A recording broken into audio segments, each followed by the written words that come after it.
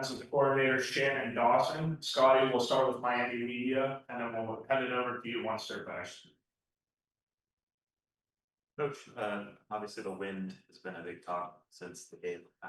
How did you process the wind?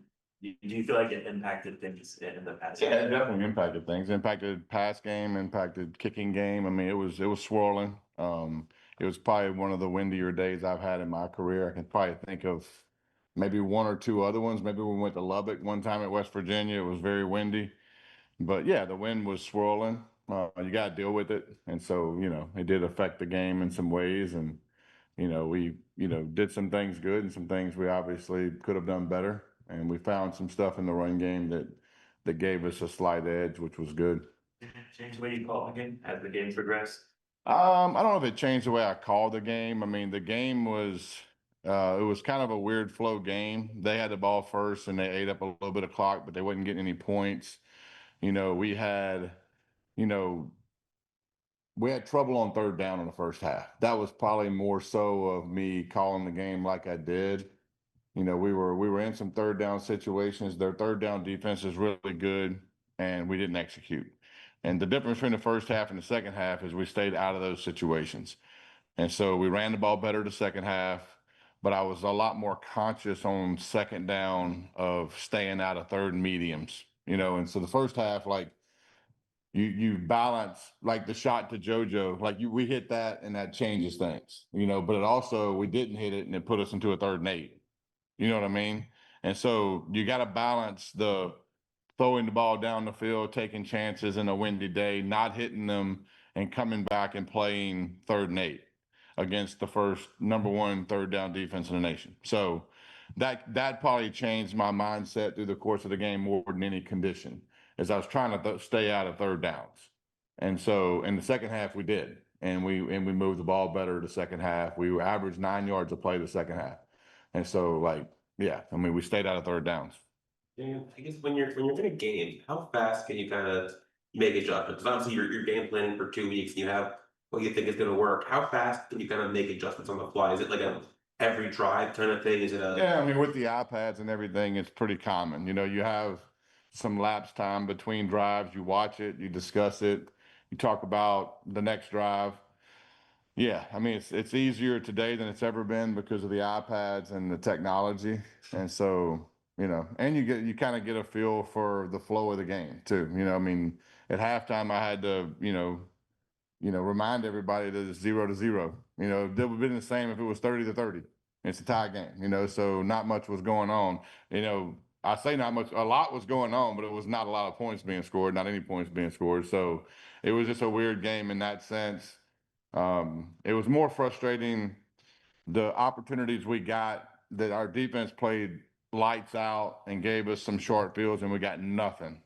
We got no points out of it. We didn't score touchdowns, and then we missed the field goal, so we'd come away with nothing. So we had about 3 times down there that we came away with nothing. And a lot of that's, I could have done better play calling, looking back on it. There's some things that I can critique myself on. And you got to give credit to them, and they played good defense. And so it was one of those games. I mean, you had to keep fighting, and the best thing that we did was not panic and stay the course. Is it guys more of a field thing when you go from what you prepared and what you came into the game with to what you're seeing? Yeah, happen? no doubt. I mean, I felt as the game went on, and Carson's awesome at communicating. He's been in a lot of games, and he felt like running it right at him was a good way to attack them the second half. As me and him talked, he's like, man, we're pushing them around in the middle.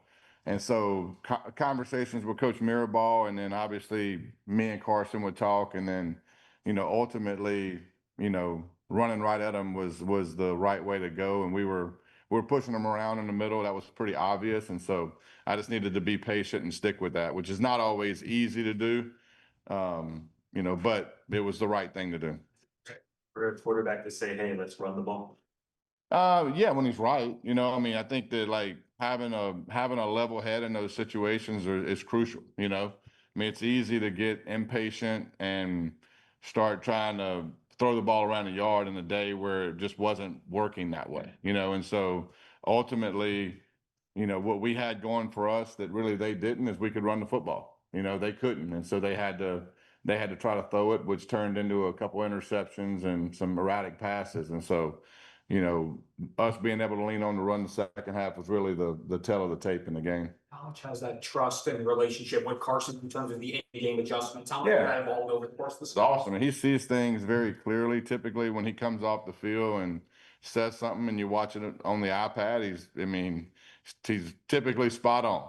And so there's things that I don't see in the course of calling it that I watch the iPad, and he's typically pretty spot on in those situations, and everybody keeps a level head and a very calm demeanor, which is key in those type of games when it's real tight, and look, one mistake can cost you a game, and so I thought his input was awesome.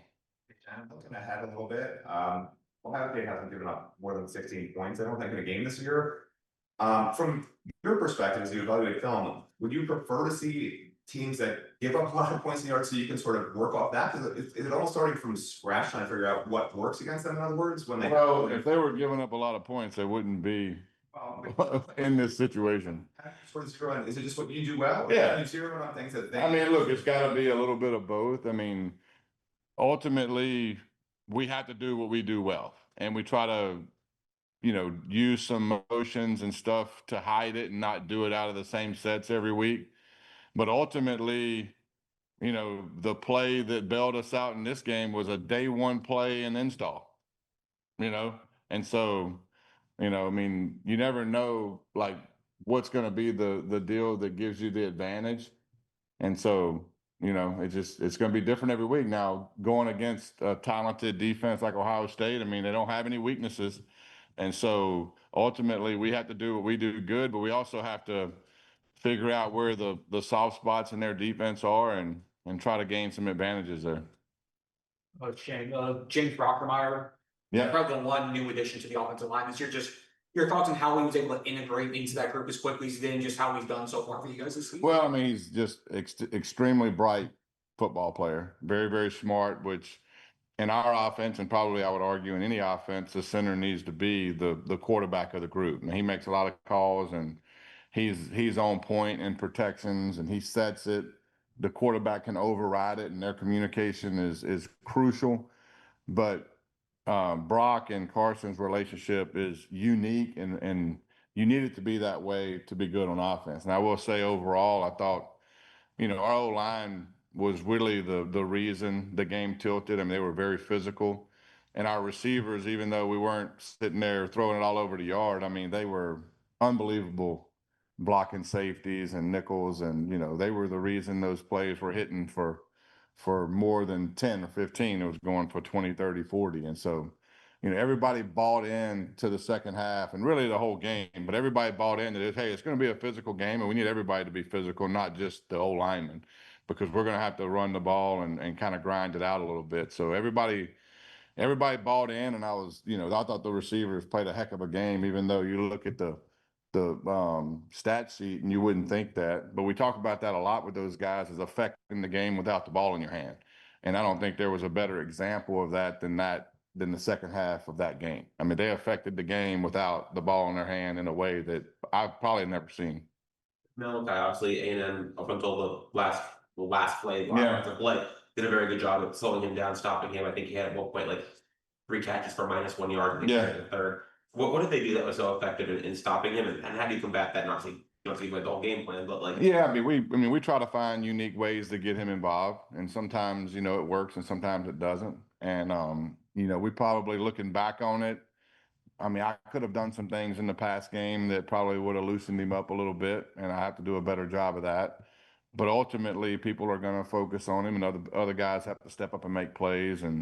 But we got to continue just being creative and getting him the ball in a lot of different ways, which we did. I mean, we kind of threw the kitchen sink at them in a way, and they played good defense, and so it's just the way it goes. With Mark Fletcher, when you went back and watched the tape, it seemed like he was very patient as well. Yeah. Is that fair to say it was a big reason why he had so much success? Yeah, I mean, I just think he was different the last couple weeks, and the look he had in his eyes. I mean, we talked about it a little bit in the offensive meeting that I just felt like, I felt leading up to this game, I just felt like he had a different, not that he's ever approached things badly, but I just thought that he had a different edge to him this week. And in my mind, I thought he was going to be extremely hard to tackle just because you could just see it in his eyes. I mean, and he played like that, and he played like a man possessed, and we needed it, and we needed his leadership in a lot of ways on the sideline and his calmness. And I don't think you can say enough about Mark as a human being and as a player. I mean, what a leader, just special person. I know you don't like harping on it, but the operation of pre-snap penalties Yeah. being cut down in that environment. Yeah, I thought we handled it well. I mean, we didn't have any pre-snap penalties. I can't think of, we had one delayed game and it was my fault on third down. I froze and it was too late in the play clock to freeze. That thing started quick. I mean, I thought I got the play in quick, and then when I got it in and then I looked up, I was like, uh-oh, we're not going to be able to get the next play called. And so that wasn't on Carson or anything other than just me. That was my fault. But I don't think there was another one besides the delay of game. And so I thought we handled the crowd well. We handled the chaos well. A lot of older guys, experienced guys out there, and we've harped on that for sure. I mean, because we've had a couple games where we didn't do so well in that area. So we've fixed that, and that's part of our job as coaches is to figure out what the problems are and fix them. So ultimately, that was good to see in that game because that was a tough environment. They have an elite environment there, and going in there and winning at this time of year is not easy. And so kids handled it well, and was very proud of that. I know you said you didn't call the game differently because of the wind, which I understand. Do you think maybe Carson on his end didn't take some of the deep shots and check them down a little more because of the wind that hits it? I don't know. I mean, we didn't run a lot of plays in the game, so it's hard to, sit there and talk about what you didn't do or what you should have done. There's always, I always watch the film and criticize myself first. And is there things I would do different? I mean, there is. I mean, the one play I go back to is and I think it was the end of the first quarter or maybe the start of the second where we threw the shot to JoJo and like we had him and we missed it. Like they hit theirs, we missed ours. Does that make sense? Really, like the pass game overall was about the same. I know they had more yards than we did, but really they hit that long one and we missed ours. And then, that probably would have loosened it up a little bit, and you probably would have took more shots if you hit that, but then you miss it and you get into a 3rd and 8 and you almost get strip sacked. So does that put a seed in my head? Probably so, because I'm like, okay, next time I'm in 2nd and 8, I might want to try to get it into a 3rd and 2 rather than take a shot. Does that make sense? So yeah, all that stuff, that when I talk about the flow of the game, and that's what I'm talking about, like I'm trying to auto correct myself as I go through the game and stay out of those situations that are maybe, catastrophic situations. And I knew their 3rd down defense was good. So, and that was really the difference in the second half. The first half is obviously we ran the ball better, but the emphasis on running the ball had a lot to do with, hey, staying out of those situations. And we didn't. Tackle from the first half, did he get hurt? He got hurt. I think he got hurt in the 3rd quarter. I know you guys were dominating, but I mean, was that? Yeah, I don't know. I mean, it probably didn't help him, but I have to go back and really watch. I don't remember exactly when he got hurt. I just remember there was a run that Mark ran up the middle in the A gap, and he got I think he got knocked out for a little bit. And so, but I don't remember exactly what time of the game that was. On the trick play to Malachi where he Yeah. the option to throw it, it's pretty obvious, like bird's eye view, like Carson Beck's wide open. Was it doable? Do you think? No, because the reason it wasn't, and what's funny about that play is Carson has he'll put a little seed in his head about, hey, I'm gonna be wide open out here, but that play, because of the flow of the play, the left side of the protection is not the strongest.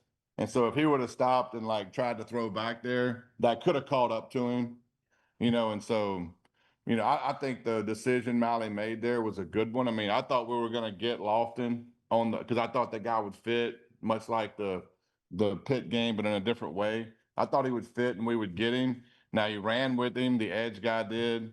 And Malley threw a good ball, and you could see, like, right in the middle of it, the wind just took it and moved it about 10 yards to the left, you know?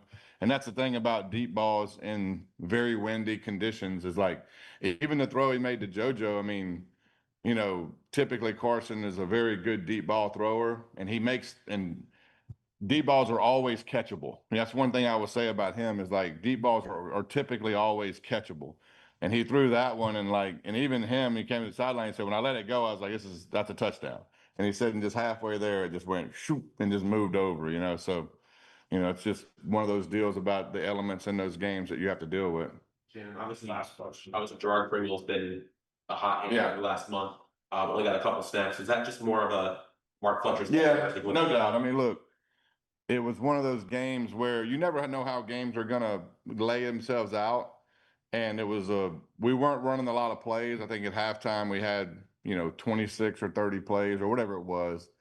And so there wasn't just a lot of plays to go around. And I felt like Mark was for sure the hot hand and the guy we needed in that game.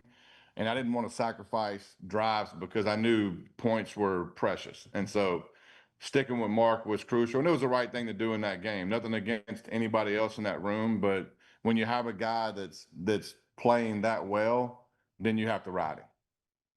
And we're gonna turn things over to Scotty Rogers for the Cotton Bowl. Scotty? Yes, sir. We have one question on Zoom, and that's going to come from Dan Tortor. Go ahead, Dan. Coach, just looking at the overall leadership of Carson Beck, what he brings to the table. I mean, we know his talents. We've seen it at Georgia and we've seen it at Miami this season. But what else is it about him and his presence when you're watching film, when you're in practice, when you're just walking by him in the hall that shows that leadership that can win this game coming up? I mean, his calmness sticks out. I mean, he never gets rattled in any way, shape, or form because he's been in big games. I mean, he's been in atmospheres. So, you know, nothing is too big for him. And his football IQ and the quickness he unfolds things is really elite. You know, I mean, he sees things and he can spit it back to you and in a way that really is unique. And so, in the way he watches film and the things that he says in film review, I mean, he's seen basically everything. And so, you know, ultimately, what I will give him a lot of credit for is the stuff he sees in the run game. You know, I've most quarterbacks I've had in the past are, you know, hand it and hope the next play is a pass play type deal. But the things he sees in the run game and the stuff he gives us is really unique. Great, thank you, Coach. Appreciate it, guys. Thank you.